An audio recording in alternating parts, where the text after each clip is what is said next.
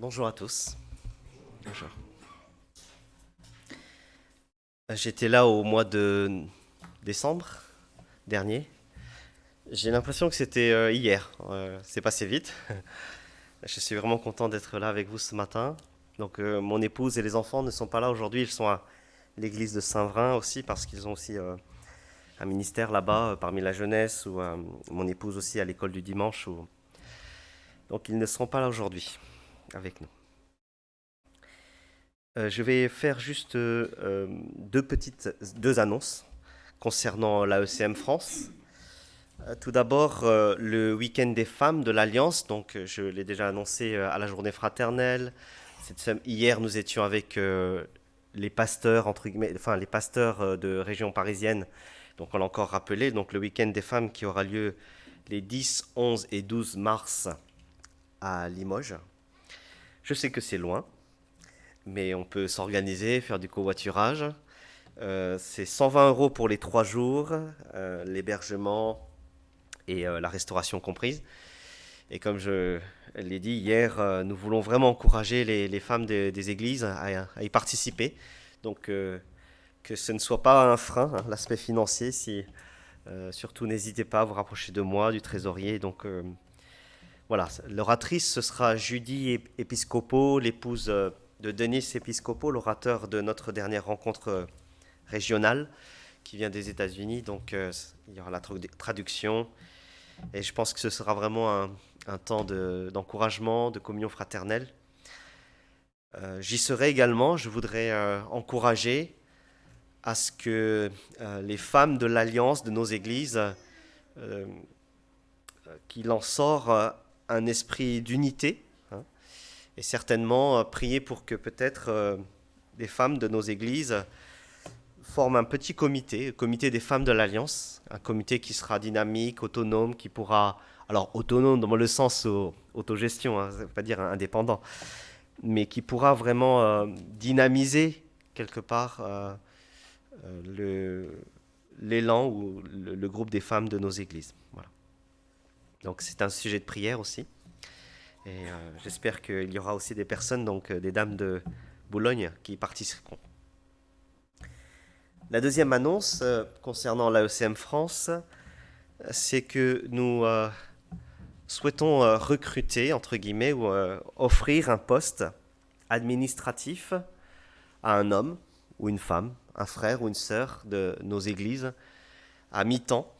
Et donc c'est un poste administratif avec des aspects secrétariat et aussi comptabilité, donc quelques bases de comptabilité, mais nous allons former cette personne, l'encourager, lui expliquer comment fonctionne l'alliance. Donc vraiment, elle ne sera pas livrée à elle-même, mais devant l'augmentation des activités de l'alliance, la gestion administrative et financière est de plus en plus importante. Et donc, on aimerait vraiment trouver parmi les membres de nos églises une personne qui serait disposée et motivée à servir le Seigneur au sein de la structure de l'AECM France.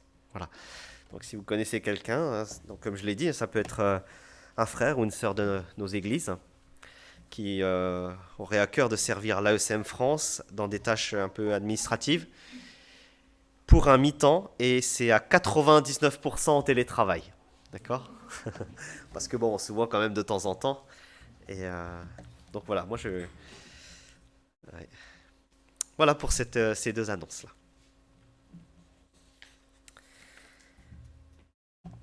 Ce matin, j'aimerais partager avec vous une méditation, une lecture, une exhortation basée sur le psaume, parce qu'on est en 2023, le psaume 23. Alors vous vous souviendrez peut-être pas de ce que Olivier ou le prédicateur a dit aujourd'hui, mais vous vous souviendrez que parce qu'on est en 2023, on va commencer avec cette méditation du psaume 2023. Pardon, psaume 23, vous avez bien compris.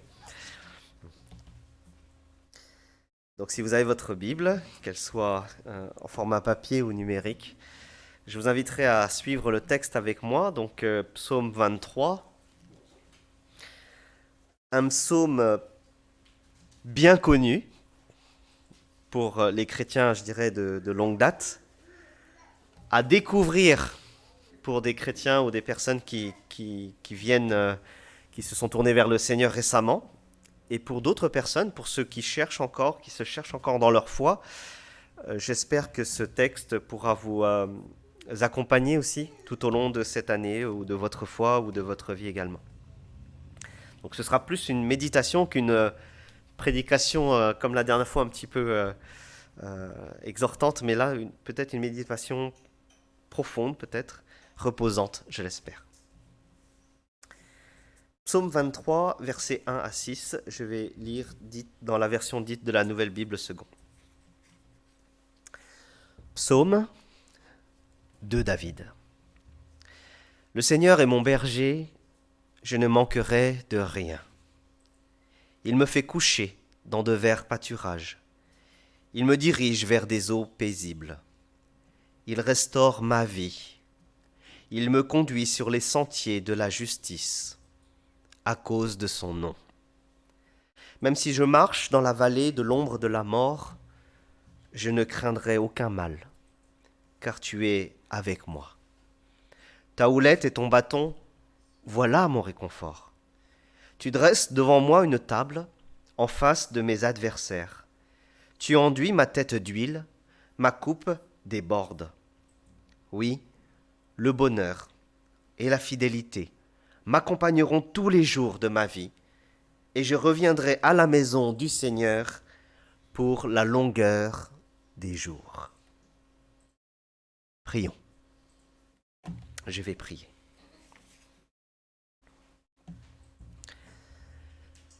Notre Dieu, notre Père, nous voulons tourner nos regards vers toi pour ce moment qui est précieux à nos yeux, celui de l'écoute de ta parole, qui est la vérité.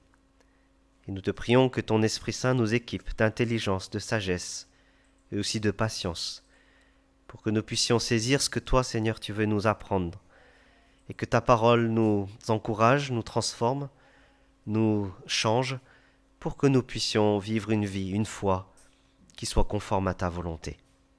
Nous te remettons ce moment entre tes mains, et nous te le demandons humblement, au nom de Jésus. Amen. Il existe parfois dans notre vie des moments difficiles face à des épreuves courantes de la vie. Mais il y a aussi des moments dans notre vie où nous avons le sentiment d'être heureux aussi. Le sentiment d'avoir la paix.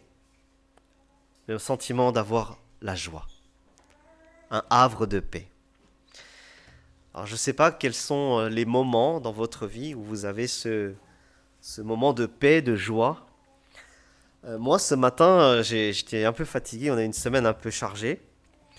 Mais mon épouse a juste mis un chant, parce qu'elle aime bien mettre un chant pour que toute la famille se réveille. Et ce chant ce matin, c'était Jésus, espoir des nations. Et dans mon lit, alors que j'étais pas encore levé, j'écoutais ce chant et j'étais tout simplement content d'être en vie, d'avoir Dieu dans mon cœur, d'avoir un toit, une épouse, des enfants, d'avoir la santé. Peut-être que votre havre de paix, votre moment de joie, c'est peut-être juste vous retrouver en famille, de porter vos enfants, d'avoir un repas en tête-à-tête peut-être avec votre épouse ou votre époux. Peut-être est-ce un souvenir aussi, un souvenir d'enfance, un souvenir de vacances, en famille ou pas. Ou tout simplement un temps de joie, de prière, un temps de louange comme nous l'avons eu ce matin. Et ce texte que nous avons lu ce matin nous emmène un petit peu dans un havre de paix. Là où nous pouvons être ressourcés, restaurés et renouvelés. Nous vivons des temps difficiles où il semblerait qu'on manque de tout, manque d'argent, manque d'énergie, manque de pouvoir d'achat face à l'inflation, manque de perspective, manque d'encouragement, manque de projets et d'objectifs. Ce texte nous dit que le Seigneur est mon berger, je ne manquerai de rien. C'est pas toujours facile à croire cela et à le vivre.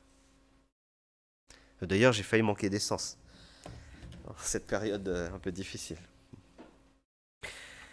J'aimerais relire ce texte avec vous, avec trois perspectives, trois lectures, trois angles en fait.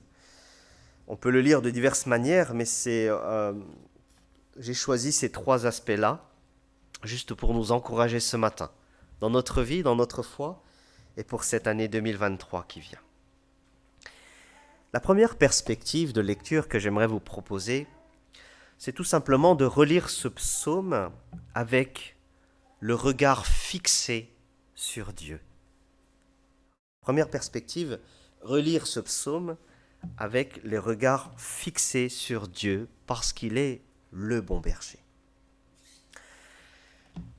Le livre des psaumes est écrit par des humains, des croyants, David, David et bien d'autres. Et on croit parfois que c'est une expérience humaine, tout simplement. Mais la Bible, comme le livre des psaumes y compris, est avant tout centrée sur Dieu et sur son œuvre. L'ensemble du texte est avant tout tourné vers Dieu. Verset 1, « Le Seigneur est mon berger ». Dieu nous est présenté comme le berger, celui qui prend soin de son troupeau. Mais dans l'Ancien Testament, ou l'Orient ancien, l'image du berger, ce n'est pas simplement celui qui s'occupe des brebis, l'image d'affection, mais c'est aussi une image pour désigner le roi, le conducteur et le protecteur de son peuple. Donc quand on dit que Dieu est le bon berger, c'est celui qui est le Seigneur, c'est celui qui dirige toutes choses. L'image est reprise par Jésus, parfois par les apôtres, mais quand on a le Seigneur dans notre vie, on peut le dire, je ne manquerai de rien.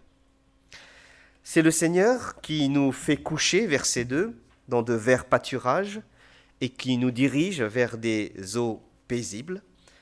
Alors cela procure du repos, de la nourriture. Le Seigneur donne ce dont nous avons besoin. Le verset 3, alors que le verset 2 rappelle que Dieu est un Dieu de compassion et d'amour, nous dit « Il restaure ma vie, il me conduit sur les sentiers de la justice à cause de son nom. » Restaurer la vie, c'est ramener à la vie. C'est ramener quelqu'un qui s'égare, une brebis qui s'égare, une brebis qui est fatiguée, une brebis qui se serait trompée. Restaurer la vie, c'est le pardon de Dieu, c'est sa miséricorde. La vie, c'est non seulement la vie physique, mais tous les aspects de la vie. Dieu a quelque chose à faire et quelque chose à dire sur tous les aspects de notre vie, qu'ils soient physiques, psychologiques, morales, mentales. Le texte nous dit aussi qu'il nous conduit sur les sentiers de la justice, c'est-à-dire que Dieu nous propose ses exigences morales, qu'il nous accompagne dans notre sanctification. Peut-être que l'expression du verset 3, à cause de son nom, est certainement l'expression qu'on doit un peu expliquer dans ce texte qui ne présente pas de difficultés théologiques particulières. Qu'est-ce que ça veut dire qu'il nous conduit sur les sentiers de sa justice à cause de son nom? Qu'est-ce que ça veut dire? Qu'est-ce que cela signifie? Cela signifie que l'honneur de Dieu est lié quelque part au bien-être de ses brebis. L'honneur est quelque part la réputation de Dieu est fortement liée avec notre bien-être, notre joie, notre paix. Si vous voulez, notre sourire honore notre maître. Et quelque part, quand on sourit ou quand notre comportement, notre caractère, notre humeur, quelque part, est censé refléter notre Dieu. Quel Dieu est-ce que nous reflétons? Quel Dieu vous reflétez? Quel Dieu votre sourire, votre visage reflète-t-il? Et c'est important parce que souvent on est chrétien et on est parfois un visage sombre, aigri, face aux difficultés de la vie. À quel Dieu nous renvoyons finalement? Et quelque part, ce psaume nous rappelle que Dieu est là. Il est le berger. Il veut être au centre de notre vie. Ce psaume finalement tourne nos yeux vers le Seigneur et vers ses actions. Un peu plus loin encore, verset 4, « Si je marche dans la vallée de l'ombre de la mort, je ne crains rien, car tu es avec moi. » C'est la présence fidèle, protectrice de Dieu, au cœur même des épreuves. Alors la vallée de l'ombre de la mort, pour certains, souvent on croit que c'est sur notre lit de mort. Mais pas que. Le terme employé est beaucoup plus large. Il signifie plutôt les tourments de la vie ou les épreuves de la vie. Ou on dirait plutôt que c'est pas quand je suis sur le chemin de la mort, entre guillemets, mais quand je marche sur un chemin qui est sombre comme la mort, ou une vallée profondément ténébreuse. Et ça peut être très très large. Enfin, verset 4, le texte, une fois encore, est tourné vers Dieu, vers sa houlette et son bâton. Le bâton pour signifier la protection, la houlette pour rassembler le troupeau. Tout tourne encore nos regards vers Dieu. Et versets 5 et 6, le texte va plus loin encore. Ce n'est plus simplement l'image du bon berger, c'est l'image du roi qui invite ses hôtes, ses invités, ceux avec qui il a fait alliance à sa table. Et c'est Dieu qui enduit la tête d'huile, qui est une image pour honorer l'invité de Marc, et on voit que la coupe en déborde, ce qui souligne la bienveillance extrême de Dieu. Et enfin, le verset 6 nous rappelle que le bonheur, la fidélité de Dieu, bien sûr, accompagne le chrétien et qu'on revient à la maison du Seigneur pour la longueur des jours, dit la version de la Nouvelle Bible Second, et dans d'autres textes, c'est plutôt pour l'éternité ou pour toujours ou tant que je vivrai.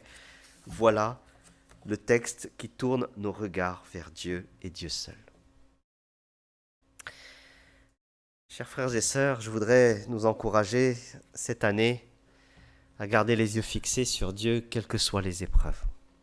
Je ne connais pas vos vies ou vos épreuves, peut-être est-ce la maladie, peut-être est-ce une épreuve financière, professionnelle, relationnelle, voire même spirituelle.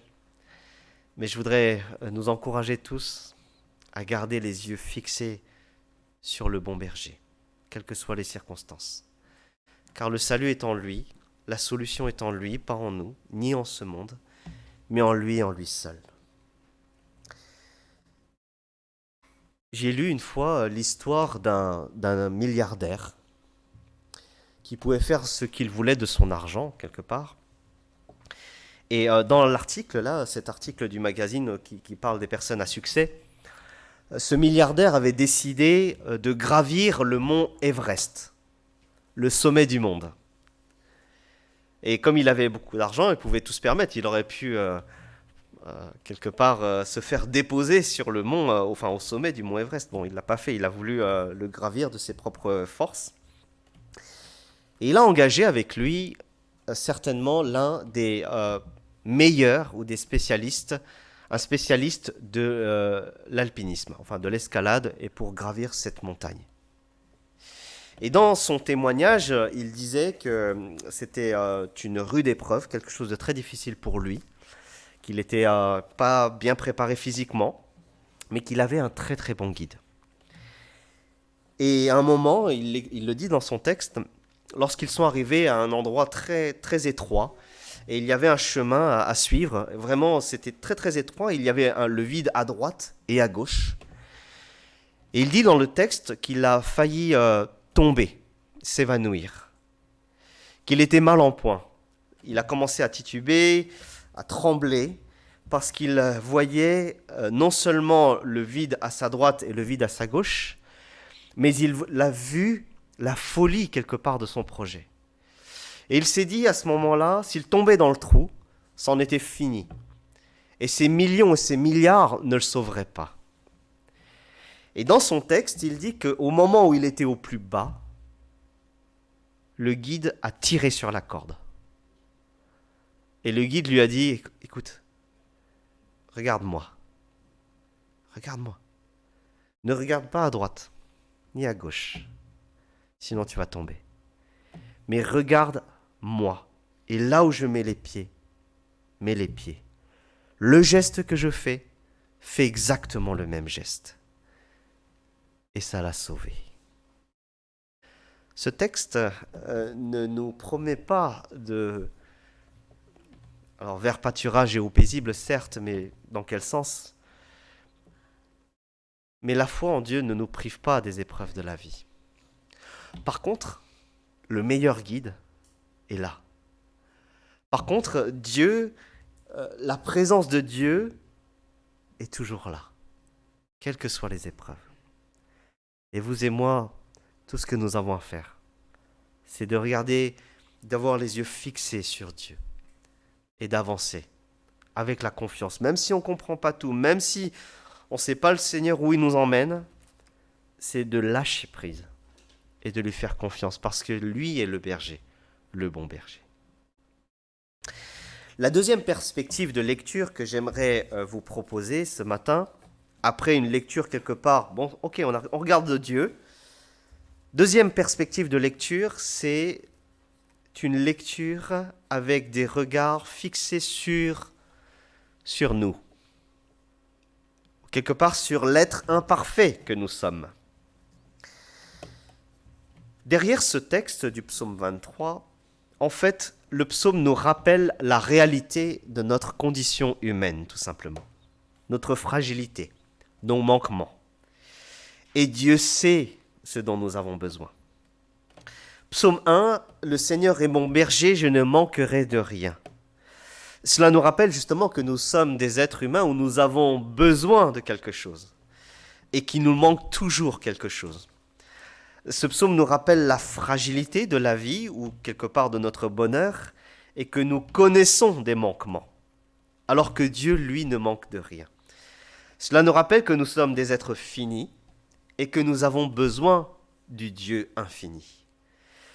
Verset 4, lorsqu'il parle de marcher dans la vallée de l'ombre et de la mort et que je ne crains aucun mal, nous rappelle que nous sommes des êtres craintifs, que nous avons peur, que nous avons de l'anxiété. Alors, en ce moment, je lis le livre de C.S. Lewis, qui est le fondement du christianisme. Alors, je ne sais pas, peut-être vous l'avez lu. Alors, j'ai bien aimé cette lecture, cette semaine, où il parlait de la peur, et il dit qu'en fait, il faut distinguer la peur naturelle de la peur supplémentaire. Et en fait, chaque être humain, quel qu'il soit, croyant ou pas croyant, il existe une sorte de peur naturelle, et qui est tout à fait normale, et dont on ne peut pas se passer. Mais pour lui, ce n'est pas ça le souci. Ce sont les peurs qui viennent en plus. Ce sont les peurs qui sont de l'ordre de la névrose, qui sont de l'ordre du traitement, de la pathologie, et c'est cette peur-là qu'il faut accompagner, traiter, soigner, guérir. Et je pense que dans ce texte, la peur, la crainte du Seigneur, par exemple, ce n'est pas le problème. Il y a en chacun d'entre nous une peur naturelle, mais c'est plutôt la peur des circonstances, la peur qui sont ajoutées dues à nos défaillances, dues au péché, dues aux difficultés physiques, relationnelles, émotionnelles. Et ce texte nous rappelle la réalité de notre condition humaine, c'est que nous avons peur et que nous avons besoin de celui qui peut vaincre la peur, de celui qui n'a pas peur. Ce texte finalement nous rappelle que nous vivons dans un monde, alors après avoir fixé les regards sur Dieu, nous vivons dans un monde où nos yeux sont concentrés sur le manquement, l'insatisfaction. Sur la faim et la soif, une faim et une soif que personne ne peut combler. Aussi bien une faim matérielle qu'une faim spirituelle. Mais quand on a le Seigneur, ce n'est ni une fatalité, ni bon, je vais me contenter du peu, c'est pas ça. Mais c'est qu'on peut voir en Dieu toute bénédiction et toute satisfaction. Et cela doit nous prévenir quelque part d'un mécontentement excessif ou disproportionné et à ne pas fixer uniquement nos regards sur nos manquements ou sur nos défaillances, notre imperfection. Mais cela doit tirer nos regards vers le Seigneur. Et quand on a les yeux fixés sur le Seigneur, on sait apprécier ce que le Seigneur nous donne. On sait apprécier les détails comme les grandes lignes de notre vie. Alors cela ne veut pas dire qu'on doit fermer les yeux sur la pauvreté, l'épreuve, le besoin des uns et des autres. C'est pas ça, hein. On n'est pas dans un monde de bisounours où tout est rose. Non, c'est pas ça. Mais pour tous ceux qui sont épuisés physiquement ou mentalement, moralement, il y a une sorte d'espérance. Et c'est vrai que la situation dans laquelle nous vivons aujourd'hui, face à l'après-Covid, à la guerre, dans un monde de turbulence avec l'inflation qui est hors de contrôle, aux défis et aux enjeux économiques, écologiques et sociopolitiques, vous et moi, nous sommes tous fatigués. Je ne sais pas vous, on est fatigués. Comment récupérer, guérir, retrouver nos forces? Il y a des tempêtes dans la vie et on ne peut pas s'en cacher, on ne peut pas s'en passer. Notre rythme de vie nous empêche souvent de nous arrêter. Cette semaine, nous étions en réunion avec le CA de l'AECM France et un des pasteurs, un des membres du CA nous disait « Moi, je suis fatigué de l'esprit. J'ai l'esprit qui tourne sans cesse, je dois faire ci et ça. Je suis fatigué. » Et c'est pas en dormant plus ou avec des vacances que ça résout le problème. Ça aide, mais ça résout pas tout. Et quand on est fatigué, et là, c'est un regard vraiment tourné sur vous et moi, je ne sais pas si vous me rejoignez dans cela, mais des fois, on a l'air en apparence vigoureux, fort. Mais on ne se rend pas compte qu'en fait, on n'a plus de provision. Et qu'on est en train de s'éteindre souvent. Quand on est fatigué, on utilise notre expérience pour faire les choses. On fait les choses selon un schéma fixe. Notre travail est un train-train quotidien. Il n'y a plus de joie, plus de surprise, plus de choses qui nous touchent. Notre travail est de la maintenance, mais pas une recherche de fruits profonde. Le texte que nous lisons aujourd'hui nous rappelle votre condition, ma condition. Et il faut être réaliste dessus. Mais le Seigneur nous invite à voir plus loin, à ne pas nous morfondre sur notre situation difficile, sur nos fardeaux, mais à rêver d'autre chose, à le servir courageusement lorsque notre vie perd de son éclat, de son enthousiasme. Donc je pense que c'est un texte qui nous invite à être réalistes sur nous-mêmes et voire même à nous repentir de nos excès, de notre peut-être parfois déséquilibre, de ce que nous faisons de notre temps, de notre argent, de nos pensées, de nos sentiments et de nos émotions. Mais qu'on puisse venir vraiment à la source, à celui qui redonne la vie, celui qui nous conduit, celui qui efface la peur et la crainte de nos cœurs. Moi, je crois que ce texte, nous aussi, nous aide à ouvrir les yeux.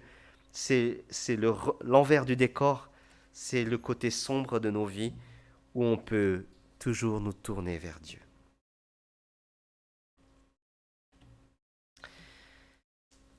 Troisième perspective de lecture pour nous ce matin avec ce psaume. C'est une lecture avec des regards fixés sur l'alliance entre Dieu et nous. L'alliance de grâce, l'engagement réciproque, l'alliance entre Dieu et nous. Le psaume termine par une image, comme je l'ai dit tout à l'heure, celle de la table du repas. Dans la parole de Dieu, l'Ancien Testament notamment, il est question de célébrer toujours l'alliance entre Dieu et son peuple, l'alliance entre un souverain et un suzerain qui se termine toujours par un repas festif. Et ce texte nous rappelle, nous ramène à l'alliance qu'il existe entre Dieu et son peuple. Et ce n'est pas simplement un texte qui nous invite à une tranquillité intérieure ou à un bonheur, mais à nous rappeler que Dieu vient nous sauver et qu'il attend de nous qu'on s'engage avec lui. Ou plutôt, ce texte nous rappelle que tu es engagé avec le Seigneur. Reviens à la table du Seigneur. Ne t'en éloigne pas. Ce texte nous rappelle qu'il existe une relation personnelle, intime et profonde entre toi, moi et le Seigneur. Une relation qu'il faut cultiver, garder, entretenir. Et qui nous appelle à nous engager.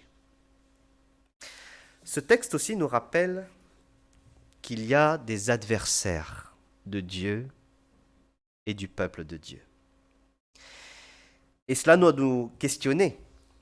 Est-ce que nous faisons partie des hôtes à la table du Seigneur ou bien des ennemis de la table?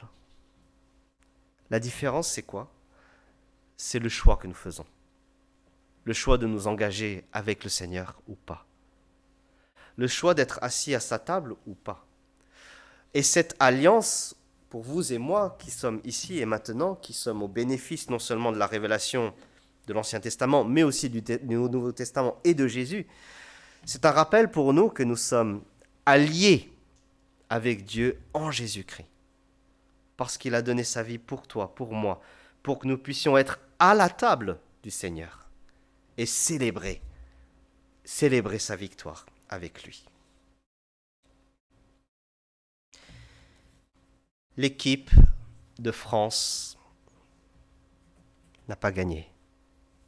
Alors, je crois que la dernière fois que j'étais venu, on se demandait qui allait gagner la Coupe du Monde. Je ne sais plus si c'est ça. Il y a une image qui me frappe toujours lorsqu'il y a une victoire ou une défaite comme ça, en Coupe du Monde ou Coupe d'Europe, etc.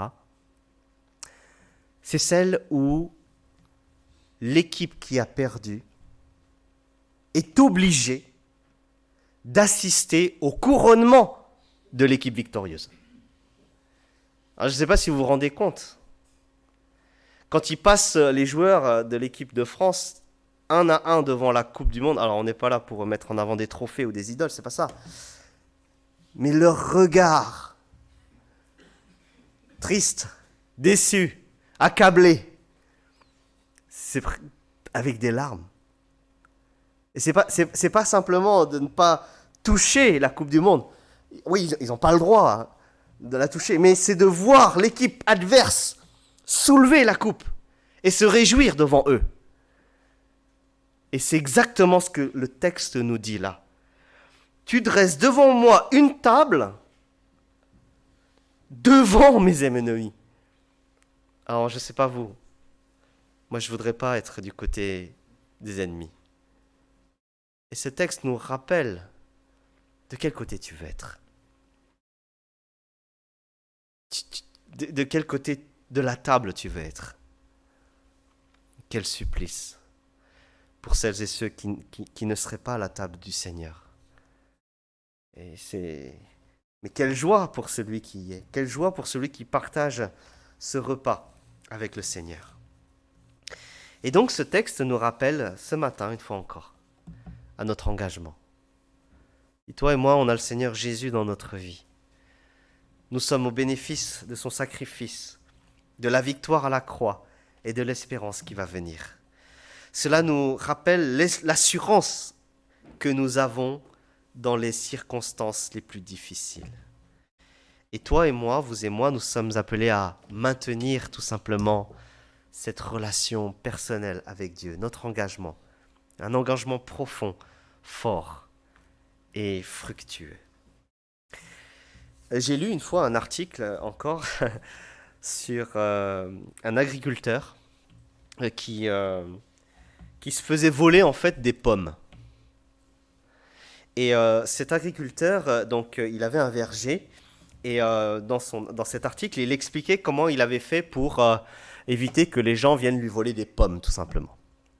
Et ce qu'il a fait, en fait, son verger, aux extrémités, je dirais au périmètre du verger, il a planté des pommes mauvaises, enfin de mauvaises pommes. Et quand tu les mangeais, c'était des pommes très très acides, qui n'étaient pas bonnes du tout. Pour que, à chaque fois que quelqu'un voulait venir voler ces pommes, et qui qui prenait les pommes tout d'abord au début, autour, enfin les premières, il puisse être un peu dégoûté et puis disent oh non, elles sont pas bonnes, passons notre chemin. Et un jour, il a proposé à son voisin de venir boire un cidre avec lui. Et son voisin lui a dit non, non, je vais pas venir, désolé, j'ai pas le temps. Et à chaque fois qu'il proposait au voisin, viens, je vais t'offrir une bouteille de cidre. Et le voisin, il était très réticent, non, non, non, j'en veux pas, etc. Et alors un jour, il allait au fond des choses et il lui a dit, écoute, ça fait plusieurs fois que je te propose de boire mon cidre. Et pour moi, il fait partie des meilleurs cidres, enfin, il est très très bon. J'aimerais savoir pourquoi tu refuses toujours. Et le voisin lui a dit, écoute, en fait, j'ai goûté à tes pommes. Elles sont très très acides, elles sont pas très bonnes. Et alors l'agriculteur lui a dit, mais écoute, en fait, j'ai fait ça pour que les enfants ou les voleurs ne viennent pas. Et qu'ils goûtent les premières pommes, et certainement tu es tombé dans le piège, pour que tu sois un peu dégoûté. Mais tu sais, si tu vas au milieu du verger, au fond du verger, il y a les meilleures pommes. Et c'est de là que vient mon cidre. Viens goûter avec moi. Viens goûter, et là tu ne seras pas déçu. Souvent, dans notre foi avec le Seigneur, c'est un peu la même chose. On se contente du périmètre, enfin du contour ou des pommes à l'extrémité, et des fois c'est un peu acide, c'est un peu dur à avaler. Mais ce texte nous invite à aller au cœur du berger, au cœur de la plantation, et d'y être ressourcé. D'y trouver le meilleur cidre. Alors, chers frères et sœurs, pour vous et moi, 2023 est là. Je voudrais que nous avancions jour après jour dans notre vie, avec ces trois perspectives qui sont là et qui seront toujours avec nous. Quel que soit le chemin que nous avons, que nous puissions avancer avec les regards fixés sur le Seigneur, le bon berger. Deuxièmement, que nous puissions ne pas oublier la réalité de notre cœur. Un cœur plein de manquements, faible, une vie difficile, fragile, face à nos peurs et nos craintes. Et troisièmement, que nous puissions entretenir notre relation personnelle avec le Seigneur, notre engagement, notre alliance, parce que lui est venu nous chercher, parce qu'il veut notre bonheur. Alors, certes, quand on lit ce texte, on se dit, est-ce que c'est vrai finalement ? Est-ce qu'on ne manque de rien ? Est-ce qu'il nous fait vraiment coucher dans de verts pâturages, dirigés vers des eaux paisibles ? Oui, c'est vrai. C'est vrai. C'est vrai parce que nous avons le Seigneur Jésus. C'est vrai parce qu'on peut le lire peut-être d'une manière spirituelle. Oui, c'est vrai. Parce que j'ai le Seigneur, je n'ai plus la soif. J'ai le sens de ma vie, je sais où je vais, j'ai mon identité, je sais qui je suis, je sais où je vais. Et quelles que soient les épreuves, quelle que soit la vallée aussi ténébreuse que la mort, je ne crains aucun mal, parce que Dieu est avec moi. Verset 4. Je vais prier en réponse à la parole de Dieu, et je leur laisserai la place à aimer. Prions.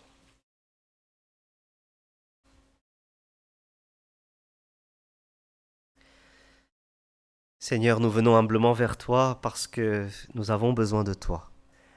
Nous voulons reconnaître nos défaillances, nos limites, nos craintes, mais nous voulons te dire merci parce que tu es notre bon berger, que tu nous accompagnes, que tu ne nous abandonneras jamais et que tu prends soin de nous. Seigneur, nous avons une pensée particulière ce matin pour tous ceux qui sont là et qui passent par des épreuves, face à la maladie, face aux difficultés relationnelles, émotionnelles, face aux difficultés financières. Seigneur, nous te faisons confiance de ce que tu prends soin de nous, de ce que tu nous donnes, que tu nous donnes ce dont nous avons besoin pour avancer. Et c'est vrai, tu nous le donnes. Tu nous as donné Jésus, tu nous as donné la vie éternelle et l'espoir. Tu nous as donné des amis, des frères et sœurs en Christ, une église. Tu nous donnes un toit, tu nous donnes de quoi vivre et nous t'en sommes vraiment reconnaissants. Nous voulons te demander de nous aider à nous souvenir de toi, quelles que soient les circonstances de notre vie, à regarder à toi, à reconnaître nos manquements et nos erreurs. Aide-nous à nous laisser conduire par toi, par ta houlette et ton bâton, pour l'honneur de ton nom. Nous te remettons celles et ceux qui sont fatigués, celles et ceux qui ont besoin d'être renouvelés dans leur vie, celles et ceux qui ont besoin d'être encouragés. Renouvelle leur force. Seigneur, je pense aussi à ton Église ici à Boulogne. Elle est comme une brebis qui te cherche. Tu connais ses besoins, Seigneur. Tu sais qu'elle a besoin de toi, d'être guidée.